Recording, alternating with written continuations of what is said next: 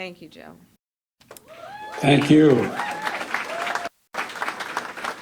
And it is my great honor to have Joe's endorsement in this race. You sure do. And it is my intention to go out and earn this nomination and to win.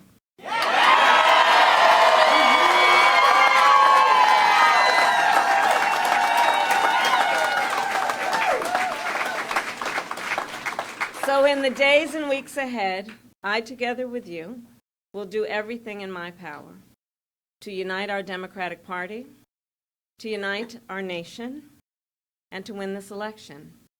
You know, as many of you know, before I was elected as Vice President, before I was elected as United States Senator, I was the elected Attorney General, as I've mentioned, of California, and before that I was a courtroom prosecutor.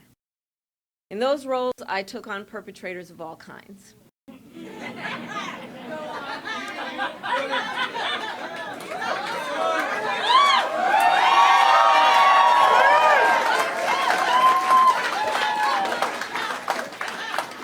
Predators who abused women, fraudsters who ripped off consumers, cheaters who broke the rules for their own gain.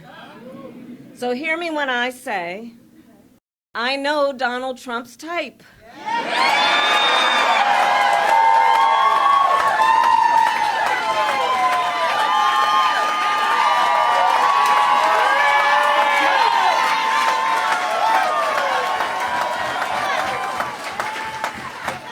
And in this campaign, I will proudly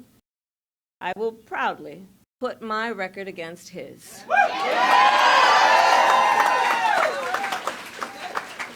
As a young prosecutor, when I was in the Alameda County District Attorney's Office in California, I specialized in cases involving sexual abuse. Donald Trump was found liable by a jury for committing sexual abuse.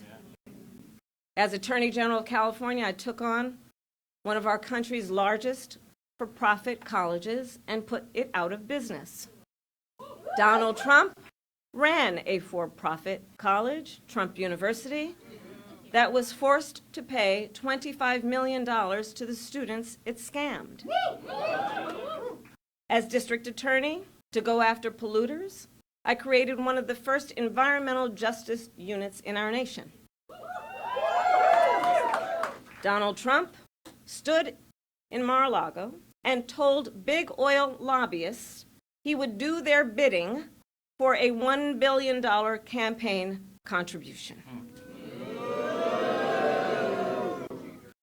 During the foreclosure crisis, I took on the big Wall Street banks and won $20 billion for California families, holding those banks accountable for fraud. Donald Trump was just found guilty of 34 counts of fraud. But make no mistake, all of that being said, this campaign is not just about us versus Donald Trump. There is more to this campaign than that. Our campaign has always been about two different versions of what we see as the future of our country, two different visions for the future of our country. One focused on the future, the other focused on the past. Donald Trump wants to take our country backward to a time before many of our fellow Americans had full freedoms and rights. But we believe in a brighter future that makes room for all Americans. We believe in a future where every person has the opportunity not just to get by, but to get ahead. We believe in a future where no child has to grow up in poverty, where every person can buy a home, start a family, and build wealth, and where every person has access to paid family leave and affordable child care. That's the future we see. Together we fight to build a nation where every person has affordable health care, where every worker is paid fairly, and where every senior can retire with dignity. All of this is to say, building up the middle class will be a defining goal of my presidency.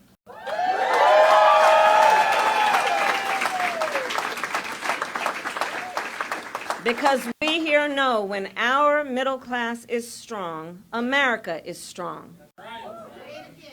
And we know that's not the future Donald Trump is fighting for. He and his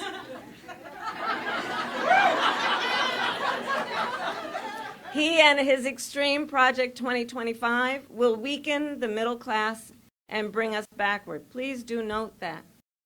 Back to the failed trickle-down policies that gave huge tax breaks to billionaires and big corporations and made working families pay the cost. Back to policies that put Social Security and Medicare on the chopping block. Back to policies that treat health care as only a privilege for the wealthy instead of what we all know it should be, which is a right for every American. Right. America has tried these economic policies before. They do not lead to prosperity. They lead to inequity and economic injustice. And we are not going back. We are not going back.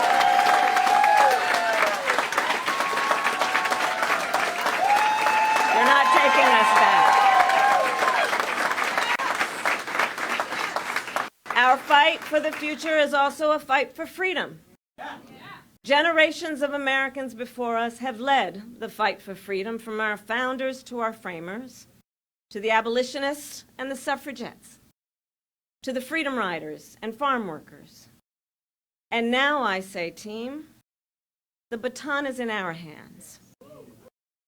We who believe in the sacred freedom to vote, we who are committed to fight to pass the John Lewis Voting Rights Advancement Act and the Freedom to Vote Act.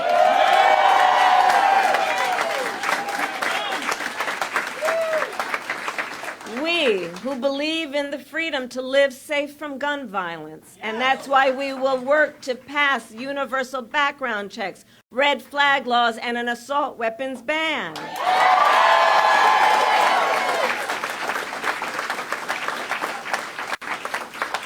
We who will fight for reproductive freedom, knowing if Trump gets the chance, he will sign a national abortion ban to outlaw abortion in every single state, but we are not going to let that happen.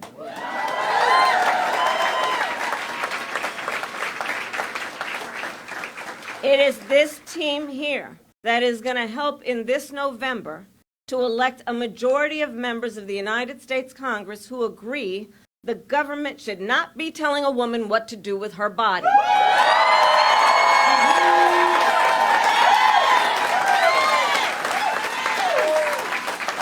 And when Congress passes a law to restore reproductive freedoms, as President of the United States, I will sign it into law.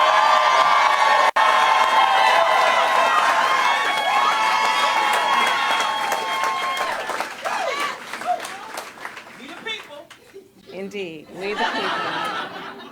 So ultimately, to all the friends here, I say, in this election, we know we each face a question: what kind of country do we want to live in?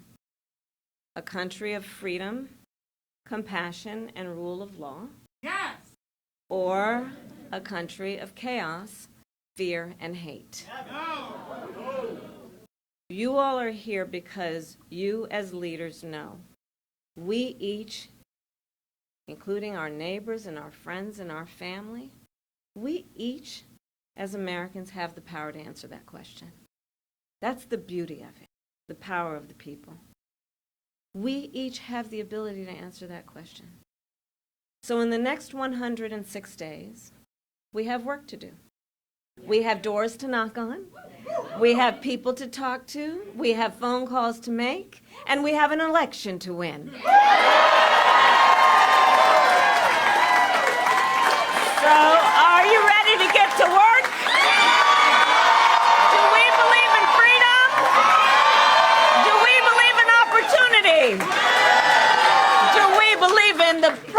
of America? And are we willing to fight for it? And when we fight, we win.